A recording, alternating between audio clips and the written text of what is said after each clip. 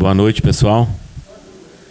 É uma alegria imensa a gente estar sempre tendo essa oportunidade de falar e trazer um pouquinho das nossas reflexões dentro das casas do grupo Mensageiros. A Márcia é uma companheira muito querida e eu desejaria a todos os palestrantes que fossem tão bem recebidos e com carinho com que eu sou recebido quando eu venho até essas casas. Ela falava das nossas viagens quinta-feira passada, para vocês terem ideia do que essa senhora faz, né? Além de todos os trabalhos que a gente vê quase todos os dias, a gente foi a Iporá, mais de 250 quilômetros, a gente foi num bate-volta, um amigo nosso foi dirigindo, e ainda pegamos um incidente na volta, porque tem um desvio, e uma carreta travou tudo, a gente ficou 1h30 parado, sem poder nem dar notícia para ninguém, porque hoje a gente não consegue viver sem dar notícia, né? Antigamente saía para uma viagem, 10 horas, 20 horas, só avisava quando chegava. Mas graças a Deus correu tudo bem, a gente foi lá, fez o trabalho, estava bem fresquinho lá, devia estar uns 50 graus, mais do que Goiânia. E eu nunca tinha vindo aqui no Mensageiros, é a primeira vez, então assim, ninguém tem desculpa para poder falhar de vir assistir às reuniões ou trabalho, porque olha só, ar-condicionado, o calor que está Goiânia, a gente está aqui no ar-condicionado, olha que maravilha, ver se isso não é um pedacinho do céu. Hoje a gente vai falar um pouquinho do sofrimento. É uma palestra que eu venho trabalhando já há alguns dias, e eu preocupado com esse tema, né? A gente falar sobre sofrimento, cada um tem um sofrimento, alguns têm sofrimentos muito pesados. E de que maneira que a gente poderia deixar alguma mensagem, sempre à base da doutrina espírita, sempre baseados no Evangelho de Jesus. E na semana passada, me adaptando a um tema desse, numa outra casa espírita de Goiânia, eu cheguei por intuição de que a melhor forma, o melhor título para isso seria Como superar as aflições, como superar os sofrimentos. Então esse será o título do nosso estudo da noite.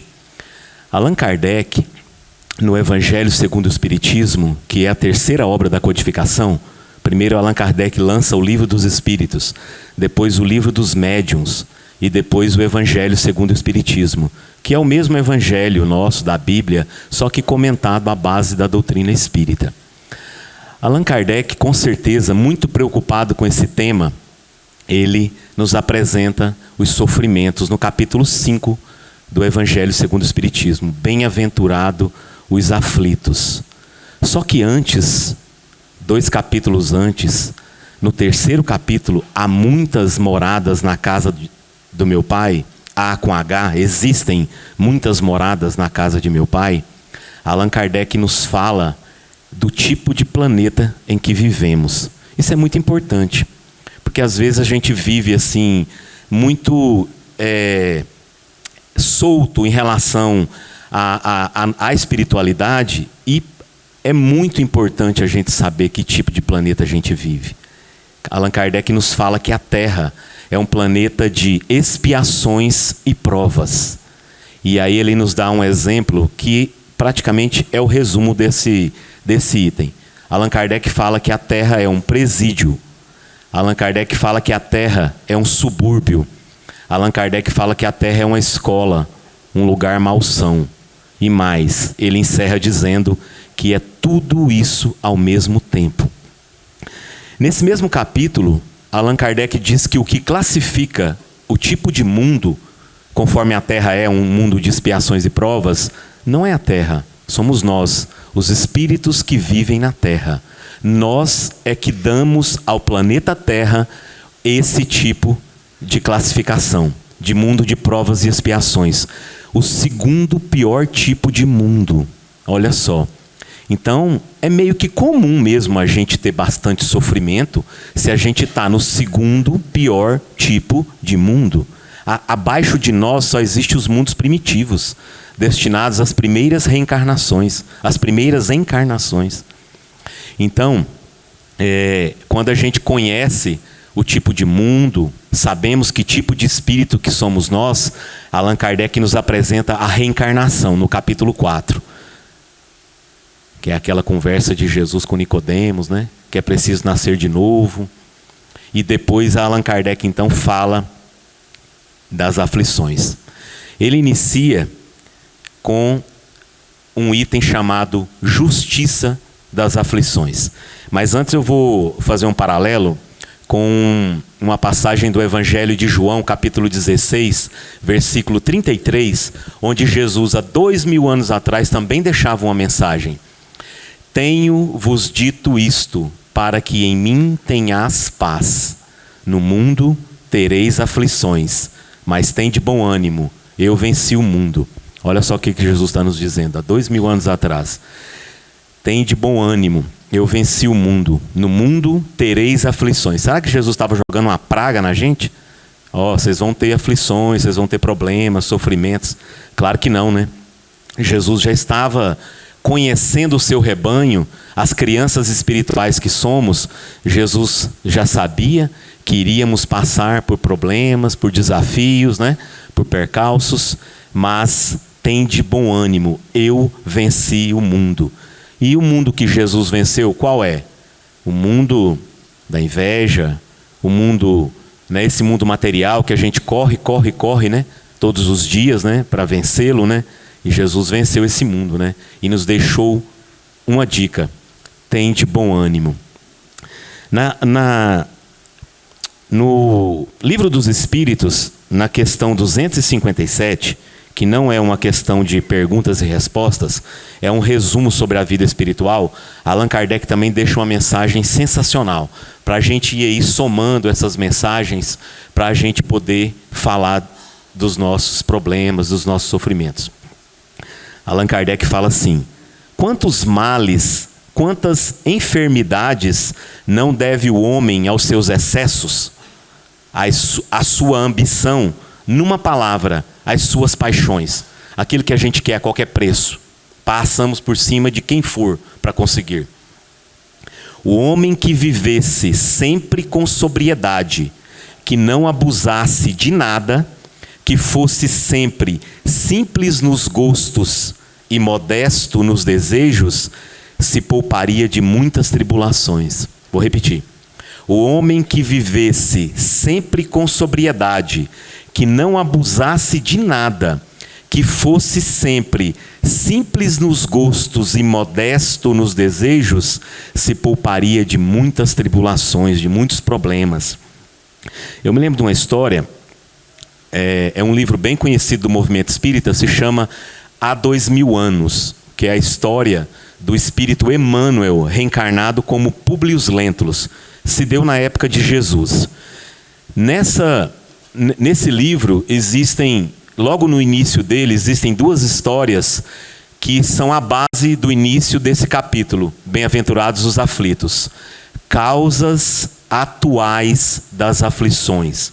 Aqueles problemas, aqueles sofrimentos que a gente adquire na própria existência. E causas anteriores são aquelas causas que a explicação não está nessa vida. Uma criança que nasce com defeito, uma criança que nasce com microcefalia, uma criança que adquire um câncer em tenra idade. Então, ela não fez nada para poder adquirir isso nesta vida. Então, a gente chama de causas anteriores, também conhecida como expiações, e as causas atuais. Esse livro conta a história, então, de um senador romano muito vaidoso, muito orgulhoso, que se muda para a Judéia, a região de Jerusalém e posteriormente para Cafarnaum, em busca de climas melhores, de temperaturas mais amenas para a sua filha Flávia. Ela adquiriu lepra. Todos devem lembrar dessa doença já erradicada, graças a Deus. Então, essa menina tem a doença de lepra, provavelmente ligada ao seu passado, às suas vidas anteriores. Alô, som. Eles então se mudam para Jerusalém em busca de um clima melhor. Publius Lentulus, nessa viagem, com muitos escravos, com muitos soldados, né? Tudo que a época permitia para alguém do porte dele, da importância dele. Chegando em Roma, eles fazem a primeira viagem, a primeiro pedaço da viagem de barco e depois a cavalo, a pé, conforme o transporte que tinha na época. Em determinado momento dessa viagem, uma pedra corta o ar e risca o rosto da sua esposa Lívia.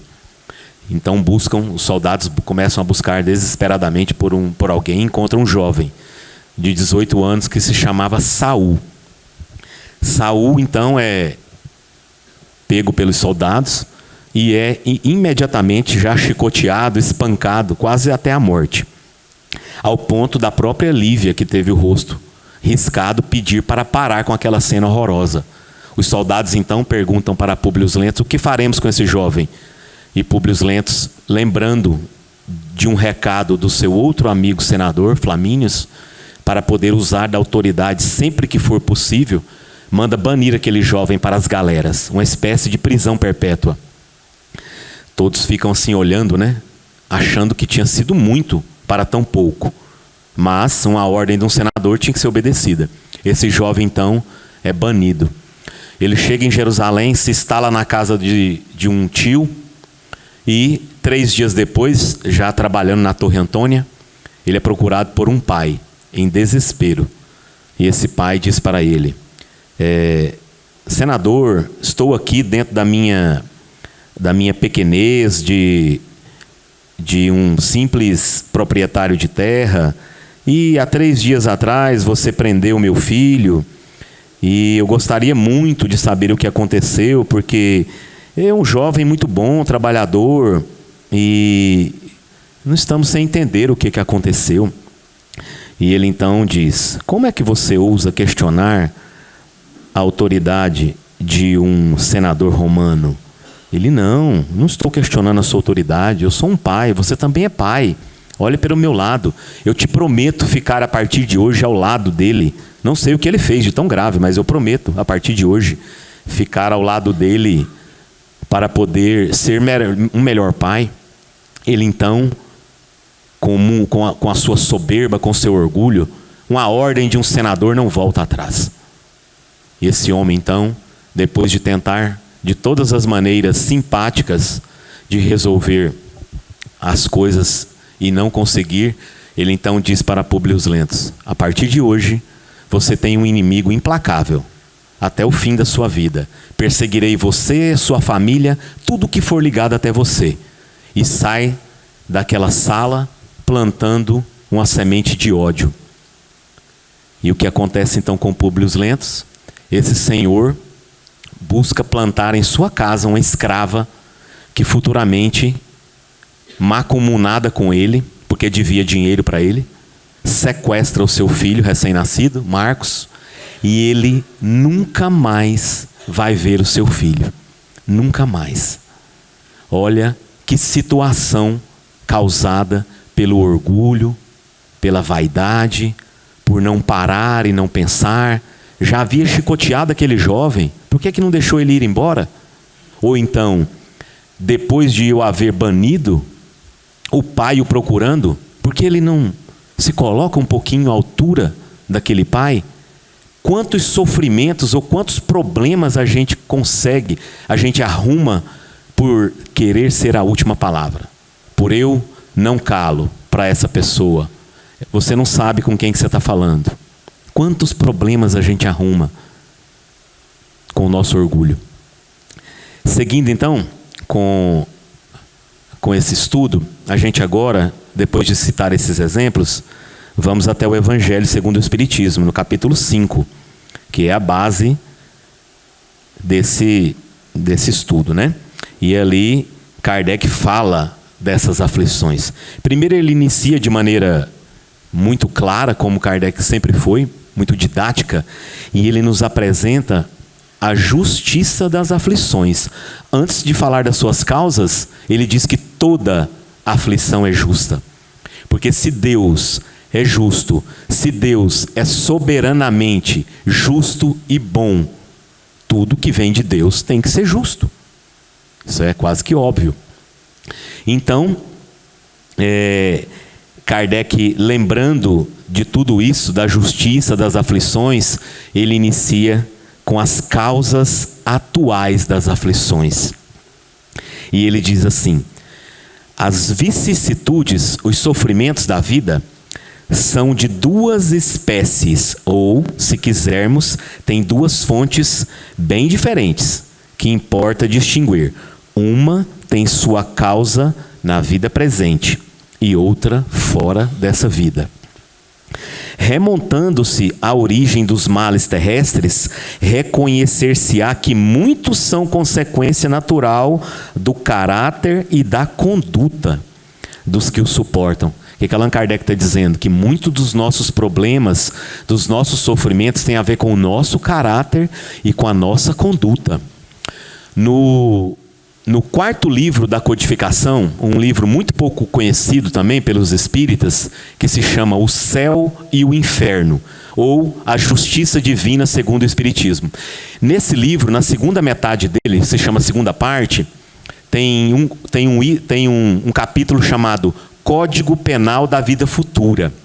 Nesse capítulo, Allan Kardec nos fala de praticamente tudo que acontece pós-morte. Então não tem esse perigo da pessoa pensar assim: ah, fulano aprontou, morreu, não aconteceu nada. Esse perigo não tem, viu? Porque com a justiça divina não tem advogado, não tem dinheiro, não tem favor que resolva. Lá é você e a sua consciência mesmo. E nesse capítulo, são 33 itens, tem um item que praticamente é o mais importante. Ele diz que toda imperfeição é inerente ao sofrimento. Todo sofrimento, ao contrário, desculpa. Todo sofrimento é inerente à imperfeição, é próprio da imperfeição. Então quer dizer que todo mundo que tem sofrimento é imperfeito ainda, né? Não é como se fosse uma... Aí, voltando aqui para essas causas atuais, a gente continua aqui, ó. Quantos homens caem por sua própria culpa? Quantos que vocês conhecem que caem, né, por sua própria culpa? Quantos são vítimas da sua imprevidência, do seu orgulho, da sua ambição? Eu citava o exemplo do Avestruz Master que teve em Goiânia e outros tipos de pirâmides que já tiveram. Pessoas venderam casas, chácaras, carros, apartamentos para poder colocar o dinheiro num tipo de agiotagem que não era garantida por nenhum tipo de banco e, logicamente, quebrou, né, faliu. E durou até muito, né? Que eu acho que é uma das pirâmides que mais duraram. Então, pessoas até se mataram, se suicidaram. É ambição. Uma ambição de querer mais, retornos rápidos. Quantos se arruinam por sua falta de ordem, de perseverança, pelo mal proceder ou por não terem sabido limitar os seus desejos?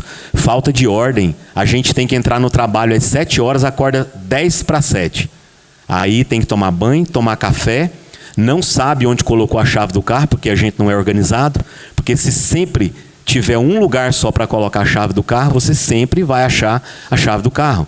Então quem tem que estar no trabalho às 7, pelo menos deveria estar chegando às 10 para 7, para também tomar um café com os companheiros, dizer bom dia, e não chegar 10, 20, 30 minutos atrasado e dizer que perdeu o ônibus ou que tinha muito trânsito em Goiânia, e agora pior ainda, porque estão estão com obras em todas as vias de Goiânia, né? Está um caos dirigir em Goiânia. Então a pessoa chega atrasada, se dá bom dia, fala, só se for o seu. O meu... péssimo dia. Imagina, a pessoa que já acorda de manhã, não tem tempo para fazer uma oração, ou simplesmente já acorda apavorado, um sofrimento. Quantas uniões infelizes, né, os casamentos, Kardec já chamava aqui de uniões, porque resultaram de um cálculo de interesse ou de vaidade. Quantas dissensões, disputas funestas, né, que acabaram em morte por causa de herança, por causa de dinheiro, ou disso ou daquilo. Essa aqui também é bacana. Quantas doenças e enfermidades decorrem da intemperança e dos excessos de todos os gêneros? Vocês conhecem pessoas que têm diabetes adquirida. Aquela que, pelo mau hábito, né, pelo excesso do consumo de açúcar, de bebida, de gordura, né, a pessoa adquire diabetes, hipertensão, doenças cardíacas, doenças renais. Causas atuais, né? São doenças causadas pelos nossos excessos. E mais, pessoas que têm essa doença, pessoas que tomam insulina e continuam comendo escondido. Feito algumas pessoas que a gente conhece, a pessoa come o chocolate escondido. Escondido de quem? Se você só vai fazer mal para você mesmo. Então, olha o cuidado que a gente tem que ter com o corpo, né? Tem um capítulo aqui do Evangelho segundo o Espiritismo que fala o corpo e a alma, a responsabilidade que a gente tem que ter pelo corpo, porque é o hóspede da alma, né? O hotel da alma. Então, a gente vai prestar conta disso. Quantos pais, esse aqui está na moda demais, quantos pais são infelizes com seus filhos porque não lhes combateram as más tendências desde o princípio? Olha que Kardec está falando que teremos más tendências, que nossos filhos têm más tendências. E a gente fica achando que nosso filho são os apóstolos, Bezerra de Menezes, reencarnação do Chico, de Abigail. E a gente tem que ter muito cuidado com essas más tendências, porque a gente fica cego e depois não consegue corrigi-las e com certeza vai pagar um sofrimento muito caro depois. Esses dias eu ouvia sobre uma mãe que procurou a escola e pediu para que a escola retirasse o pipoqueiro da porta da escola.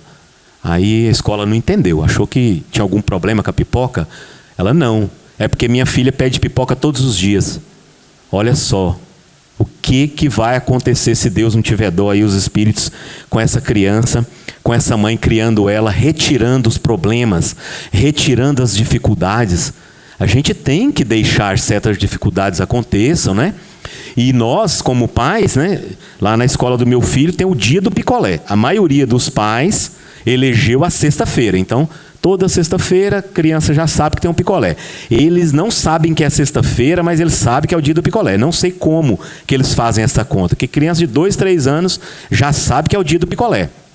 E, no início, eles pedem todos os dias. E você diz, não, hoje não, só na sexta. Com o tempo, eles vão parando de pedir. Eu criei uma regra lá em casa, porque eles pediam muito para dormir com a gente, e é muito gostoso dormir com criança. Por mais que a gente não dorme, mas aproveitar essa fase que eles estão, porque depois fica adulto, né? Mal fala com a gente. Então, eu instituí o dia de dormir com o papai. Minha esposa não gosta, então ela vai assistir filme, fazer outras coisas. Eu deito com os dois. Tem uma menina e um menino. E é o sábado. Então, eles não pedem mais para dormir com a gente, não ficam enchendo o saco para dormir com a gente. Eu elegi o sábado. Então, todo sábado eu deito com eles. Toda sexta-feira é o dia do picolé. A hora de tomar banho, tem que tomar banho. A hora de fazer a tarefa, tem que fazer a tarefa. Se ele quer 10 chocolates, 10 balinhas, você não pode dar. Porque é nessa fase que você vai dizendo para ele que o mundo tem regras. Que o mundo tem regras. E depois, quando você está adulto, quebra as regras, você precisa de advogado, você precisa de uma série de coisas, de dinheiro, a polícia vem atrás de você. Então é quando é criança, é com essas coisas banais, que muitos pais não entendem, que a gente vai educando eles. Não, você não vai tomar 2 copos de suco. Não, você não vai comer 10 balinhas. Você vai tomar banho agora, sim, senhor. Você vai fazer a tarefa agora, sim, senhor. Então, são essas ferramentas que muitos pais não entendem. E então a gente segue com a leitura aqui. Que todos os feridos no coração, pelos sofrimentos e decepções da vida, interroguem friamente suas consciências, que remontem passo a passo a origem dos males que os afligem e verifiquem se, na maior parte das vezes, não poderiam dizer: será que se eu não tivesse feito isso, teria acontecido isso comigo? Isso é o que Kardec quer dizer para a gente. Então, para não ficar muito em cima, o outro item são as causas anteriores. E a gente tem que falar um pouquinho aqui sobre o que o Espiritismo recomenda para a gente passar, superar, aceitar os problemas, né? Causas anteriores são as causas que não estão nessa vida, né? Essa menina que nasceu, adquiriu uma lepra, da história que eu contei. Pessoas que nascem com deficiências, crianças com microcefalia, inclusive muito bem atendidas em Campina Grande pela doutora Adriana Mello e pela ONG Fraternidade Sem Fronteiras. Um trabalho excepcional que fazem lá. Crianças que têm um dano cerebral gravíssimo e que mal conhecem os pais e as mães, mal andam. Não se sabe ainda nem quantos anos vão viver, porque é uma doença muito recente. Crianças que não vão poder frequentar uma escola, assim, aprender, ter coleguinhas, participar dos aniversários, como a maioria das crianças. Causas anteriores. As causas não estão nessa vida. E aí a gente vai estudando esse capítulo e tendo o cuidado, né, de pensar, né, e o que eu poderia falar para as pessoas que estão em sofrimentos atuais, em sofrimentos do passado, né? Lembrando também, né, que Jesus também foi interrogado por Tiago no livro Boa Nova, capítulo 13, que é o mesmo que Jesus intercede por aquela prostituta, atire a primeira pedra aquele que estiver sem pecado. Na sequência dele, Tiago pergunta para Jesus assim, eles vão para Jerusalém num sábado, propositalmente, eu acredito. Jesus curou ali uma multidão de leprosos, cegos, aleijados, tudo que tinha de doenças e expiações. E as pessoas sempre questionando a questão do sábado. E Tiago, então, ainda uma criança espiritual, ainda pergunta para Jesus, mestre, sendo Deus tão misericordioso, por que pune seus filhos com defeitos e moléstias tão horríveis? E Jesus, acreditas, Tiago, que Deus desça da sua sabedoria e de seu amor para punir seus próprios filhos? O Pai tem o seu plano determinado com respeito à criação inteira. Mas, dentro desse plano, a cada criatura cabe uma parte da edificação. Cabe dentro, né, do plano da terra. Todos nós que estamos aqui temos o nosso trabalho, pela qual terá que responder, lógico. Abandonando o trabalho, né? Abandonando o trabalho divino para viver ao sabor dos caprichos próprios, a alma cria para si a situação correspondente, os sofrimentos. Trabalhando para reintegrar-se no plano divino, depois de se haver deixado levar pelas sugestões funestas contrárias à sua própria paz. Está falando um pouquinho aqui da lei de ação e reação também, daquilo que a gente busca com as nossas próprias mãos. Então, a gente falou um pouquinho das causas atuais, das causas anteriores, né? E o que seria indicado para a gente superar, passar por sofrimentos? Aí vem uma mensagem de Jesus antes. Está aqui no capítulo 6, porque depois dos sofrimentos, Kardec nos apresenta o consolo. Esse capítulo é chamado de o Cristo Consolador. É o capítulo 6 do Evangelho. E aqui tem uma mensagem assim: sou o grande médico das almas, e venho trazer o remédio que vos há de curar. Isso é Jesus falando para a gente. Os fracos, os sofredores e os enfermos são meus filhos prediletos. Eu estou nos 3 itens aqui, gente. E eu venho salvá-los.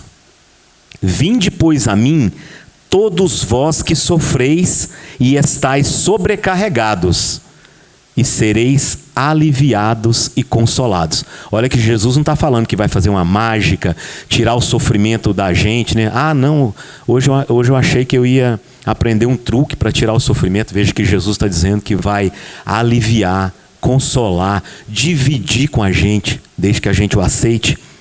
Não procureis em outro lugar a força e a consolação. Não adianta procurar que não vai achar. Pois o mundo é impotente para dá-las. E aí a gente inicia falando sobre algumas sugestões, né?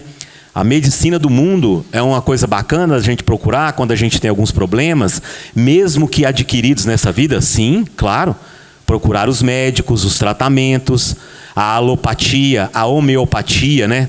Tão na moda, né? Graças a Deus também, com belíssimos resultados. A acupuntura, né? Hoje em dia existem até tratamentos gratuitos de acupuntura e com resultados muito bons, né? Dietas, né? Importantíssimo hoje a gente diminuir o açúcar, diminuir o sal. Quando eu vou na casa da minha mãe, o café dela não dá para beber. Eu coloco no copo assim, quando ela dá uma disfarçada eu jogo fora. É muito açúcar. E eu falo para ela, se você tirar metade do açúcar do seu café, você não nota.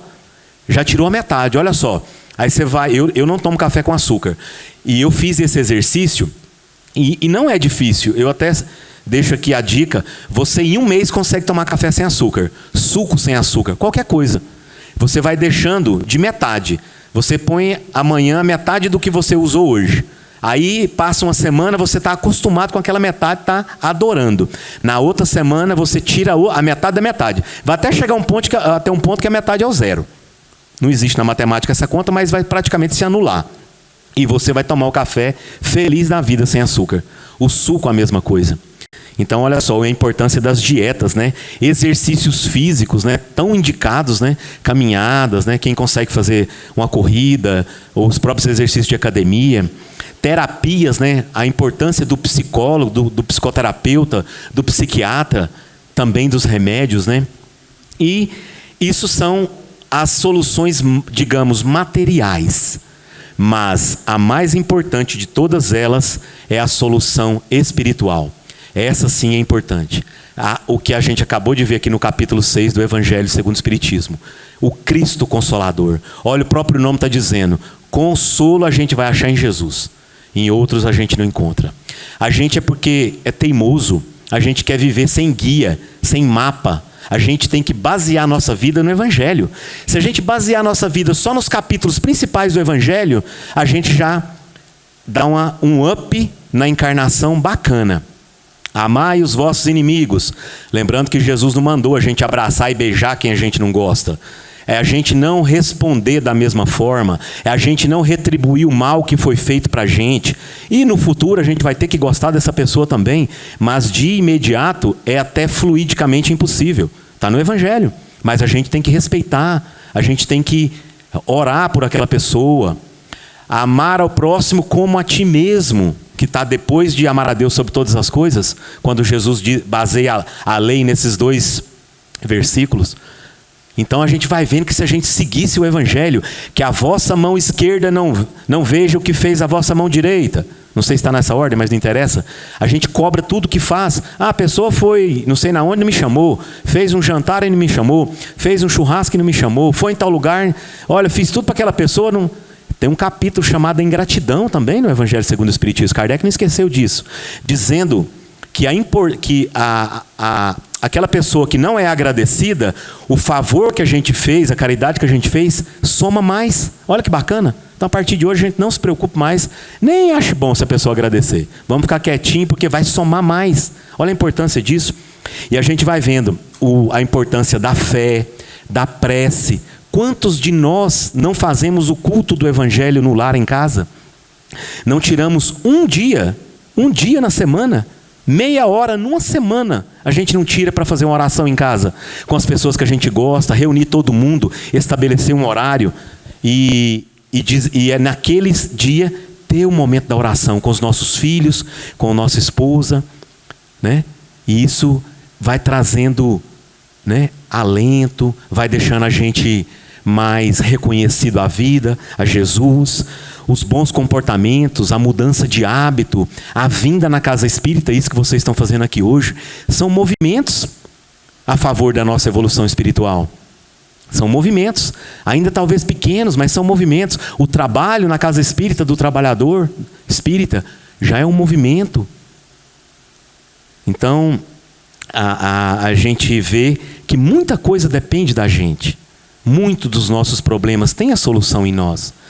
E essa é a mensagem, né, que a gente deixa hoje, sem querer tomar mais o tempo de vocês, porque já está na hora. Gostaria muito de agradecer a oportunidade. Falar sobre sofrimento é sempre uma coisa muito triste, mas a gente lembremos sempre de Jesus. Jesus não teve nenhum de nós aqui que sofreu mais do que ele. E ele nem precisava disso. Veio para nos dar o exemplo. Para toda vez que a gente lembrasse de qualquer dor, de qualquer coisinha que acontecesse, olha Jesus, olha o que ele passou. Se submeteu até Pilatos. Olha que ridículo. O governador do planeta calou para o governador de uma província. Então olha que a gente vai vendo que autoridade de verdade não é bater boca, né? Autoridade de verdade é silêncio, é trabalho, é exemplo. Muito obrigado a todos. Tenham uma excelente semana dentro desse calorão todo de Goiânia. Muita paz, que vocês consigam levar um pouquinho dessa paz que a gente encontra na Casa Espírita para dentro dos vossos lares. Muito obrigado.